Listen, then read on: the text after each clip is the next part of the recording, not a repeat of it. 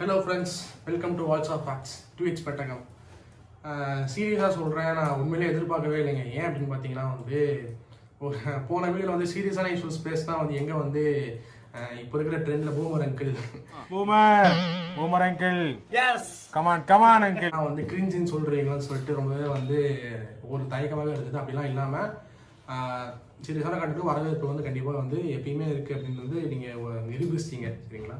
So ரொம்ப thanks. இதே மாதிரி சப்போர்ட் பண்ணுங்கள். இதே மாதிரி உங்களுக்கு சஜஷன்ஸ்லாம் சொல்லுங்கள். ஏன் அப்படின்னா போக போக போக போக எல்லாருடைய விஷயத்தை எல்லாரோட சஜஷன்ஸும் ஏற்று நல்ல நல்ல வீடியோஸ்லாம் உங்களுக்கு கொடுக்கணும் அப்படின்ற ஒரு ஆசைனால இந்த வீடியோ நான் ஆரம்பிக்கிறேன். சரிங்களா? ஸோ இன்றைக்கி எதை பற்றி பார்க்க போகிறோம் அப்படின்னு பார்த்தீங்கன்னா இன்றைக்கி நீங்கள் நினைக்கிற மாதிரி ரொம்ப சீரியஸான விஷயம்லாம் இல்லை, ரொம்பவே ஜாலியான விஷயம் தான். நம்ம பசங்களுக்குலாம் ஒரு வாரமாக வெறி கொண்டு காத்துட்டு இருந்தாங்க, எப்படா ஆன்லைன் எக்ஸாம் வைப்பாங்க அப்படின்னு சொல்லிட்டு. ஒரு வழியாக அது நிறைவேறிச்சு. நேர்மை, நீதி, நியாயம் ஜெயிச்சது. சரிங்களா? சரி, இப்போ உள்ள இப்போ ஆன்லைன் எக்ஸாம் கரெக்டாக சரியாக பேசுறதுலாம் இப்போ நமக்கு தேவையில்லாத விஷயம். இப்போ அதுக்கு முன்னாடி என்னன்னு பார்த்தீங்கன்னா இந்த எக்ஸாமினேஷன் அப்படின்ற ஒரு விஷயத்தை யார் கண்டுபிடிச்சா? அந்த பரதேசி மட்டும் என் கையில கிடைச்சா. அவங்க மைண்ட் நல்லாவே கேட்குது. அவன் எங்கே இருக்கான்னு தேடிட்டு இருக்கீங்க. சாரி, இப்போ இல்லை. இந்த எக்ஸாமினேஷன் அப்படின்ற ப்ராசஸ் ஒரு சின்னதாக கொஞ்சம் இல்லை, கொஞ்சம் முன்னாடி ரொம்பவே முன்னாடி போனோம். 650 கிபி. சரிங்களா? கிபி அந்த 650 அந்த டைமில் பார்த்தீங்க அப்படின்னா எக்ஸாமினேஷன் அப்படின்ற ப்ராசஸ் உள்ளே கொண்டு வராங்க. உலகத்துக்கு எக்ஸாமினேஷன் அப்படின்ற ப்ராசஸ் இருக்குது. தேர்வு முறை, எழுத்து தேர்வு முறையில் ஒரு நியமனம் பண்ணுறாங்க அப்படின்ற ப்ராசஸ் உள்ளே இருக்குது அப்படின்னு சொல்லிட்டு ஒருத்தவங்க தெரியப்படுத்துறாங்க. அவங்க யாருன்னு பார்த்தீங்கன்னா பண்டைய சீன நாகரிகம். சரிங்களா? இந்த பண்டைய சீன நாகரிகத்தில் என்ன பண்ணுறாங்க அப்படின்னு பார்த்தீங்கன்னா ஒரு வம்சம் இருக்குங்க. அது அரச வம்சம் தான். சரிங்களா? அந்த வம்சம் என்னன்னு பார்த்தீங்கன்னா சூய் வம்சம்னு சொல்லுவாங்க. SUI. சரிங்களா? சூய் வம்சம். அந்த சூய் வம்சத்தில் இருக்கிற ஒரு அரசர் என்ன பண்ணாரு, அந்த அரசர் பேர் என்னன்னு பார்த்தீங்கன்னா யாங். சரிங்களா? அந்த அரசர் என்ன பண்ணார் அப்படின்னு பார்த்தீங்கன்னா ஒரு இந்த மாதிரி ஒரு நியமனம் பண்ண போகிறேன், என்னுடைய படையை ஸ்ட்ராங்காக இருக்கணும், இதை நான் எப்படி உறுதிப்படுத்தணும் அப்படின்ற ஒரு நோக்கில் என்ன பண்ணாங்க அப்படின்னு பார்த்தீங்கன்னா ஒரு நல்ல திறமையான ஆளை தான் எல்லாருமே எதிர்பார்ப்பாங்க. அப்போ அவங்களுக்கு தோணுன ஒரு விஷயம் தான் தேர்வு முறை, எழுத்து தேர்வு முறை. சரிங்களா? அந்த எழுத்து தேர்வு முறை தான் இப்போ இருக்கிற எக்ஸாமினேஷனாக மாறிச்சு. அதுக்கப்புறம் பார்த்தீங்க அப்படின்னா இந்த எழுத்து தேர்வு முறை அதை இம்பீரியல் சிஸ்டம் அப்படின்னு சொல்லுவாங்க. அப்போது அந்த காலத்தில் இம்பீரியல் சிஸ்டம் சொல்லுவாங்க.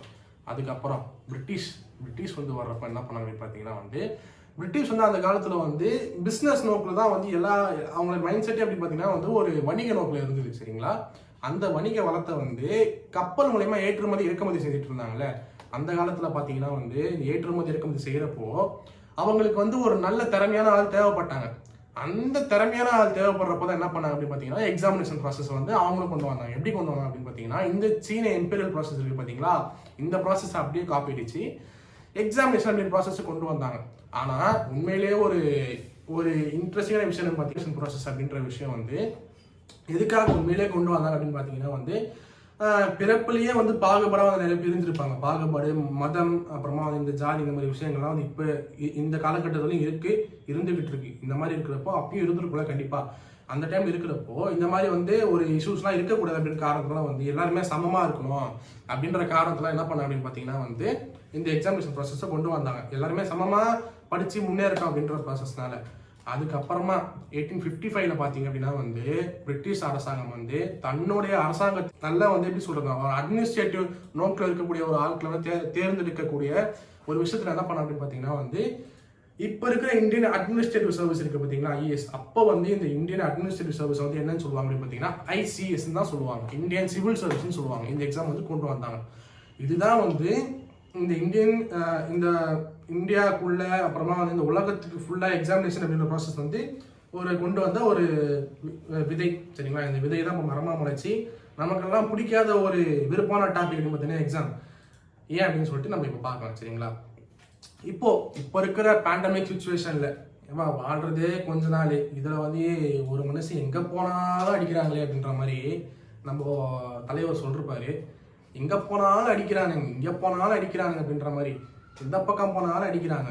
உங்ககிட்ட ஒரு முக்கியமான விஷயம் சொல்லணும், அடிக்கடி துடைக்கிற அப்படின்னு சொல்லிட்டு பார்க்காதீங்க. ஏசி போகிற அளவுக்கு இன்னும் பட்ஜெட் பத்தலை. அதனால்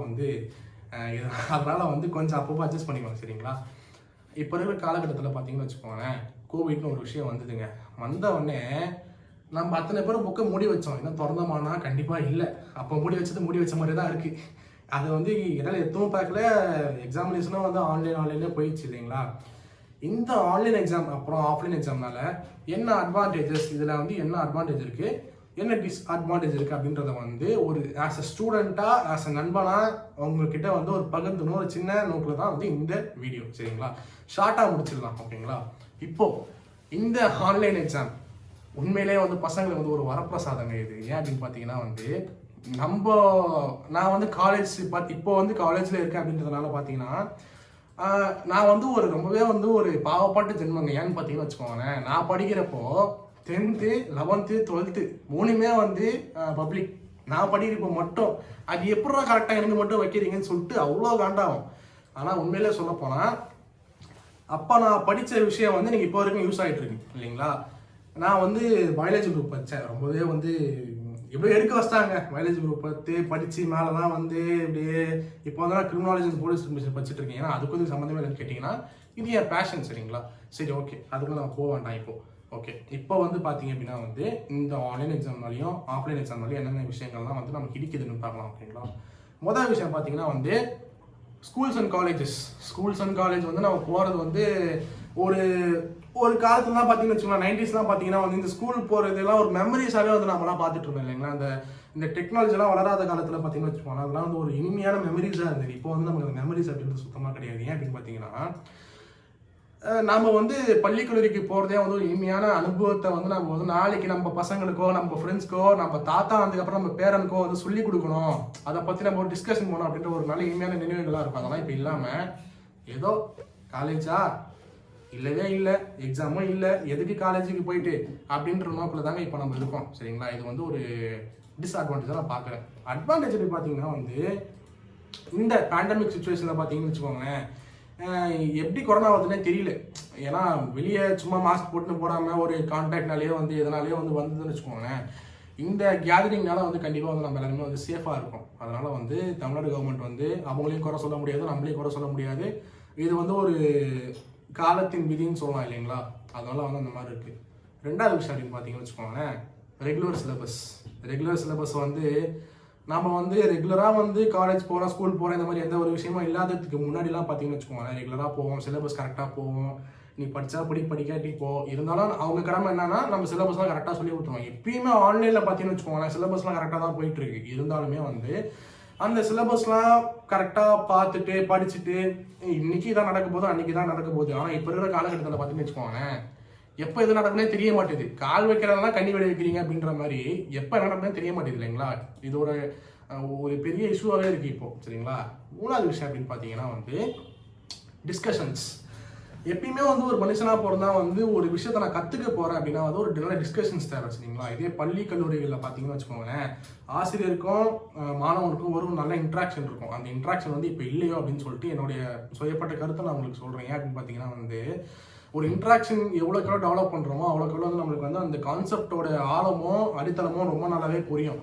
ஆனால் இப்போ பார்த்தீங்கன்னு வச்சுக்கோங்களேன், ஒரு ஆன்லைனில் வந்து இந்த ஆன்லைனில் வந்து டிஸ்கஷன்ஸும் சரியாக அந்தளவுக்கு இருக்க மாட்டேது. ஏன்னா வந்து ஆன்லைன் தானே, இதில் என்ன பண்ண போகிறோம், நாமளும் வந்து ஆஃப்லைன் வச்சுருவாங்க, வெயிட் பண்ணி பார்க்கலாம் வைக்க மாட்டாங்க. நிறைய பேருக்கு வந்து அதே ஒரு நல்ல ஜாலியான விஷயமா தான் இருக்குது. ஆஃப்லைன் எப்படா ஆன்லைன் வரும் தான் வெயிட் பண்ணிட்டு இருந்தாங்க, தவிர எப்படா ஆஃப்லைன் போகணும்னு சொல்லிட்டு வெயிட் பண்ண மாட்டோம்.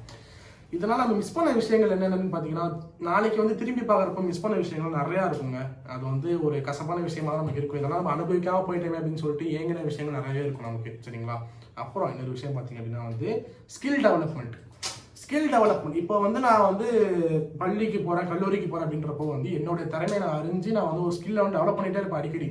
இப்போ வீட்லேயே உட்காந்துட்டு இருக்கிறதுனால இந்த டெக்னாலஜி வந்து நம்ம என்ன பண்ணுறதுன்னு பார்த்தீங்கன்னு வச்சுக்கோங்க, அப்படியே வாய்க்குள்ளே போட்டு முடியுது. ஏன் அப்படின்னு பார்த்தீங்கன்னா, எப்பயுமே ஃபேஸ்புக்கு, எப்பயுமே இன்ஸ்டாகிராம், எப்பயுமே வாட்ஸ்அப்பு, மூணுமே இல்லையா, தூங்கிட்டு மறுபடியும் ருட்டீனாக பண்ணுற மாதிரி தான் இருக்குது. இப்போது நிறைய பேருக்கு வந்து ஸ்கில் டெவலப்மெண்ட் இல்லாமல் இருக்குது. அது ஒரு விஷயம். சரிங்களா.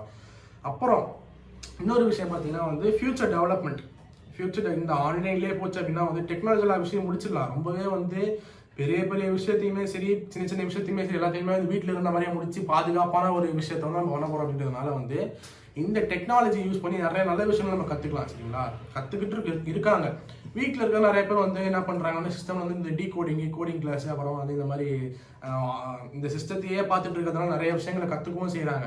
அந்த மாதிரியே வந்து ஒரு நல்ல விஷயங்கள் வந்து இப்போ ஏற்படுது சரிங்களா. அப்புறம் இன்னொரு விஷயம் பார்த்தீங்கன்னா வந்து இந்த ஆன்லைன் கிளாஸ்னால மிகவுமே வந்து ஒரு ரொம்பவே வந்து ஒரு கசப்பான விஷயம் என்ன பார்த்தீங்கன்னு வச்சுக்கோங்களேன். இந்த ஒரு நாளைக்கு 2 GB தான் இருக்குது. அது 2 GB வந்து நான் வந்து ஒரு படம் பார்க்கறதுக்கே முடிஞ்சு போயிடுது இல்லைங்களா. அதுக்கு மேலே வீட்டில் கேட்டால் காசு தர மாட்டாங்க. இண்டி படம் நான் சம்பாதிக்க ஆரம்பிக்கல அப்படின்றலாம் ரொம்ப கஷ்டங்க. ஏன் அப்படின்னு பார்த்தீங்கன்னா இப்போ இன்னைக்கு வந்து எனக்கு ஒரு புது படம் ரிலீஸ் ஆகுதுன்னு வச்சுக்கோங்களேன். அது வந்து நான் தேட்டரில் போய் பார்க்கக்கூடிய நிலமையிலே இல்லை. லாக்டவுன் போட்டாங்க. வீட்டில் இருந்தால் பார்க்கணும்னா அந்த 2 GB அதுக்கே போயிடுது. திடீர்னு நம்ம ஆள் வருவார் ஸ்டூடெண்ட்ஸ் அசம்பிளி ஆன்லைன் கிளாஸ் அப்படின்னு சொல்லிட்டு ஒன்றுமே பண்ண முடியாது. அந்த 2 GB அதுலேயே போயிடும் சரிங்களா. இந்த மாதிரி ஒரு விஷயங்கள் இருக்குது. நிறைய பேர் வீட்டில் வந்து இன்னுமே வந்து கஷ்டமான சூழ்நிலை இருக்காங்க. இன்டர்நெட் கனெக்ஷன் இல்லாமல் இருப்பாங்க. சில பேருக்கு வந்து இந்த மாதம் 249 ரூபா. இப்போ சில சிம்லாம் பார்த்தீங்கன்னு வச்சுக்கோங்களேன் ரேட்டையும் வந்து அப்படியே பீக் லெவலில் கொண்டு போயிட்டு இருக்காங்க. அதனால வந்து இந்த மாதிரி விஷயங்களே வந்து கொஞ்சம் கருத்தில் இருக்கணும் இல்லைங்களா. அந்த மாதிரி பொருளாதாரத்துலேயுமே வந்து சில பேர் பின்தங்கி இருக்கிறதுனால அந்த மாதிரி விஷயங்களையும் பண்ண முடியாமல் இருக்குது. அப்புறம் இன்னொரு விஷயம் பார்த்தீங்க அப்படின்னா வந்து இந்த இன்டர்நெட்னால வந்து பசங்களுக்கு நிறைய விஷயம் வந்து இந்த இன்டர்நெட்னால பார்த்தீங்கன்னா வந்து பசங்களுக்கு வந்து நிறைய விஷயங்கள் வந்து கெட்டு போகுது. அதுவும் இல்லாமல் வந்து நிறைய விஷயங்கள் வந்து கிடைக்கவும் செய்யுது. ஸோ அதே மாதிரி இந்த ஆன்லைன் எக்ஸாம் பார்த்தீங்கன்னு வச்சுக்கோங்களேன் வீட்டில் உட்காந்து எழுதுவோம். அது வந்து இன்னும் ரொம்ப காமெடியாகவே இருக்கும். ஏன் அப்படின்னு கேட்டிங்கன்னா நான் வந்து எழுதுவேன். ஆக்சுவலாக உண்மையிலே படித்து போய் எழுதினா கூட அவ்வளோ நேரம் ஆகாது.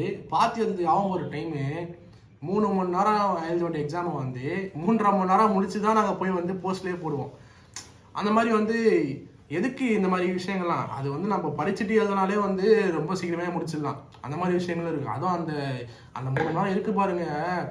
உண்மையிலேயே உட்காந்து படிக்கிறவங்க கூட அவ்வளோ கஷ்டப்பட்டுலாம் படிக்க மாட்டான். ஏன் தெரியுமா அந்த 3 மணி நேரம் வந்து இந்த கொஸ்டின் எங்கே இருக்குது அந்த கொஸ்டின் எங்கே இருக்குது இது இந்த சாப்டர் அந்த சாப்டர் அப்படின்னு சொல்லிட்டு நமக்குள்ளே ஷேக்ஸ்பியர் எல்லாருமே வந்து வெளியே வருவாங்க அப்போ அந்த டைமில். இல்லை இவன் வந்து படிச்சுட்டு போய் நம்ம பசங்க படிச்சுட்டு போயிருந்தனாலே வந்து கதையாக பக்கம் எழுதுவாங்க. இதுலேயே வந்து இந்த ஆன்லைன் எக்ஸாம் வசனம் வச்சுக்கோங்க அதை அப்படியே ஸ்கேன் பண்ணி எழுதி வச்சுட்டு அது மட்டும் இல்லாமல் எக்ஸ்ட்ரா கண்டென்ட் அங்கே போய் கண்டென்ட் எழுதுவாங்க பார்த்தீங்களா. ஆஃப்லைன் எக்ஸாம் எழுதுவாங்க பற்றி கண்டென்ட் அதையும் சேர்த்து எழுதி வச்சிருவாங்க. இந்த வீடியோ எண்டில் என்ன சொல்ல விரும்புகிறேன் அப்படின்னு பார்த்தீங்கன்னா வந்து ஆன்லைன் எக்ஸாம் வந்து வேணுமா வேணாமா அப்படின்ற கருத்துலாம் தாண்டி நமக்கு வந்து இந்த பேண்டமிக் சிச்சுவேஷனில் எப்படி சேஃபாக இருக்கணும் அப்படின்ற விஷயத்த வந்து கவர்மெண்ட் பண்ணி கொடுக்குது சரிங்களா. நம்ம ஃபியூச்சரில் நாளைக்கு வந்து ஒரு இன்ஸ்டியூஷனுக்கோ இல்லைனா ஒரு கவர்மெண்ட் ஜாபை விடுங்க ஒரு இன்ஸ்டியூஷன் ப்ரைவேட் இன்ஸ்டியூஷன் போகிறோம் அப்படின்னு வச்சுக்கோங்களேன்.